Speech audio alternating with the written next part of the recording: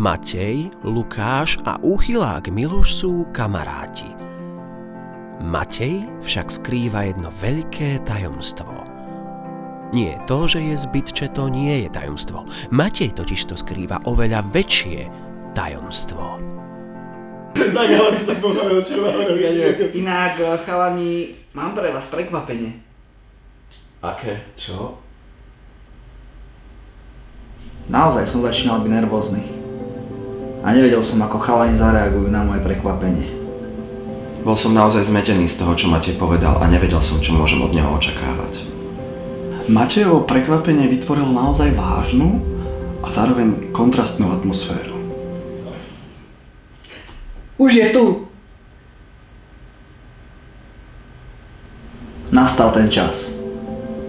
Napätie sa vo mne začalo stupňovať.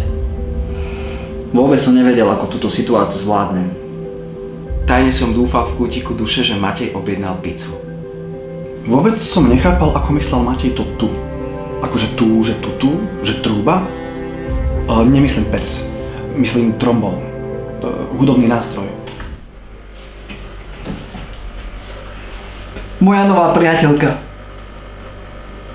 Bol som naozaj vo veľkom napätí, ako ju chalani príjmu medzi seba. Bola som vo niečom menšom napätí ako Matej. Bol to pre mňa fakt šok. Celý čas som si myslel, že Matej je gej. Táto situácia ma skutočne rozrušila. Vôbec som si nevedel spomenúť, ako sa ten nástroj volá. Saxofón? Ahojte! Tak toto pokazila. Použila nesprávnu intonáciu hlasu, čo mohlo chalanov v istej miere zaskočiť. V istej miere ma zaskočila jej intonácia. Nenávratne presekla niť mojich myšlienok o dýchových nástrojoch. Mal som pocit, že ma balí. No potom som si uvedomil, že v skutočnosti balí mi aj ju. V hlave sa mi odohrával neskutočný súboj myšlienok.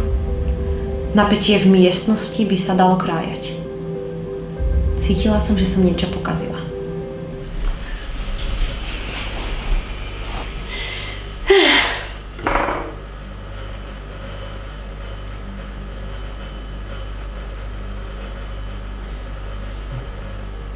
Povzdychom som mu dala jasne najavo, že som smedná a on to odignoroval. Mateja som vôbec nespoznávala. Pred kamošmi sa správal úplne inak. Je to jasné. Slastný povzdych. Chce ma. Ale toto Matejovi nemôžem urobiť. Je to môj najlepší priateľ.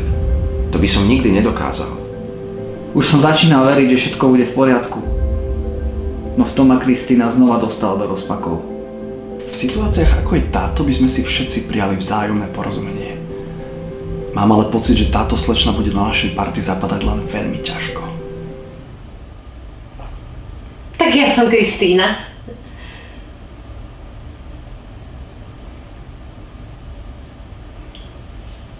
Potom, čo sa Kristína predstavila, sa situácia výrazne uvoľnila.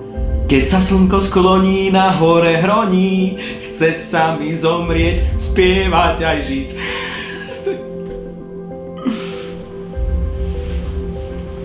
Spíš, Kristínka? Snáď len spíš. Ako to ide ďalej? Dúfam, že si o mne nemyslia, že som nejaká štetka, keď som sa im hneď predstavila. No to som ešte netušil, čo sa chystá urobiť. Priniesla som vám mandarinky.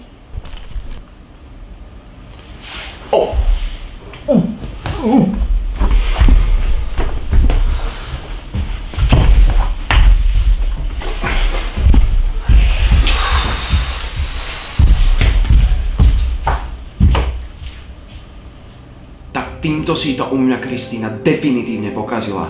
Nezvládol som to a musel som odísť. Neznesiteľná situácia. Zabudol som doma zapnúť tú žehličku a musel som odísť. Kristínu už nikdy nechcem vidieť. Ani Mateja.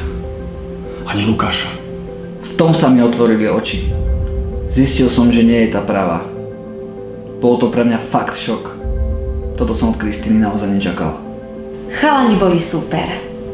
Mala som pocit, ako keby som ich poznala celý život. Myslím si, že budeme najlepší kamaráti.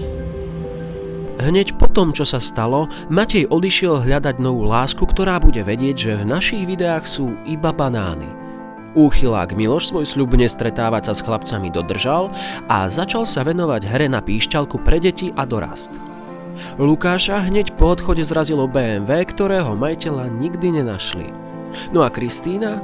Tá zostala v Matejovom byte a porodila Kolárovi jeho 45. dieťa.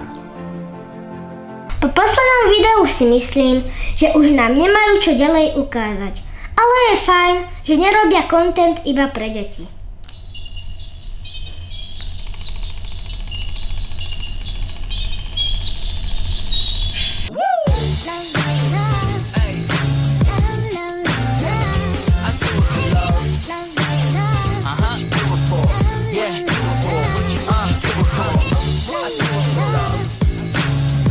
What I do, I don't know always